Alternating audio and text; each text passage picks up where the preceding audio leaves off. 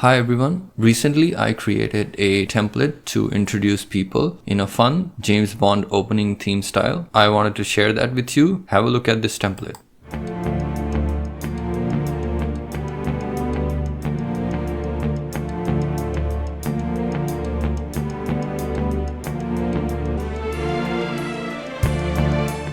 So towards the end, you can either show photos of people or any announcement you have, anything. So I can walk you through how I created this. And if you are interested in using this template, I'll show you how you can modify this easily. I'm in the design mode of this slide. It can look messy and daunting. However, once I explain this will make sense and it's not that complicated as it looks. So we start with a circle on this left-hand side. First animation we have is the circle appears.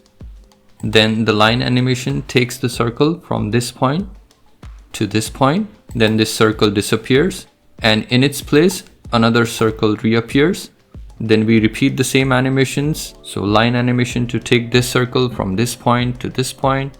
Then the second circle disappears here. And in its place, we have the third circle. So we keep repeating this process until the final circle reaches up to this point. In terms of timing, we start with appear at 0 seconds. So appear starts as soon as the slide loads. Then the line animation is set for a duration of 1 second. And the disappear animation will kick in once the line animation ends. So the delay has been set at 1 second for this disappear animation. The second circle coincides with the first circle disappearing.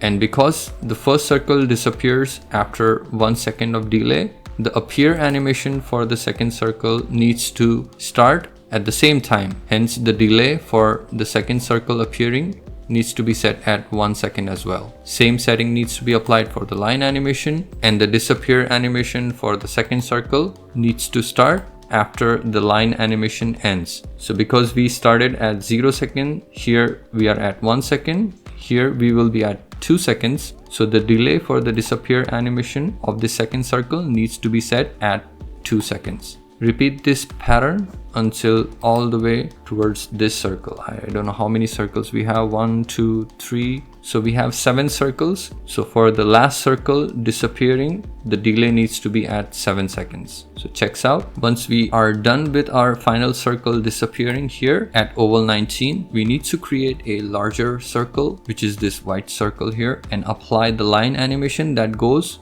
in the reverse direction. So here we were going with left to right. This one will need to go from right to left, and drag the end point of this circle all the way to the center. The timing for these are the total duration for this circle to travel from this point to this point is 3 seconds, and the delay has been timed so that as soon as the last circle crosses over to the right hand side, this circle needs to start. So based on my trials, a delay of 6 seconds works best. As this large circle reaches the center point, we make this picture appear right at the center. So this is part of the stock images that Microsoft provides. And the final one is the text box. So this is where your image or text will need to appear. So you don't need to touch any of these animations if you were to modify this template. You just need to worry about this last animation. If you want to replace the text, you can just edit the text here. If you want to replace the text with an image, I'll show you how you can do this next. So first thing, select this text and delete it.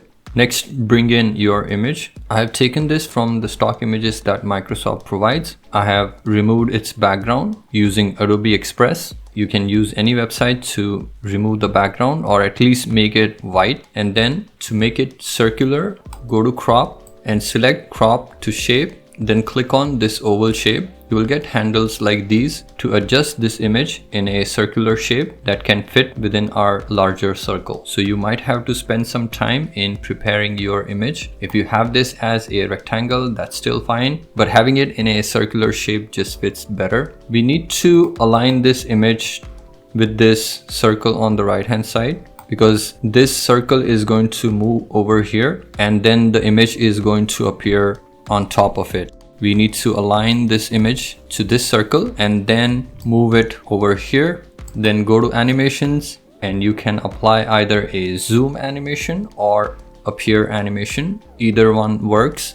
I'm just going to stick to zoom animation And here on the right hand side, make sure the animation for this image starts after the animation for this rectangular image. So right now, if you notice, picture 5 is our person image and animation is set to start after previous, which is our animation for this shutter image. Everything looks good. Let's run this in full screen mode. One more thing you can do is add the name below this image. So with a name, it looks like this.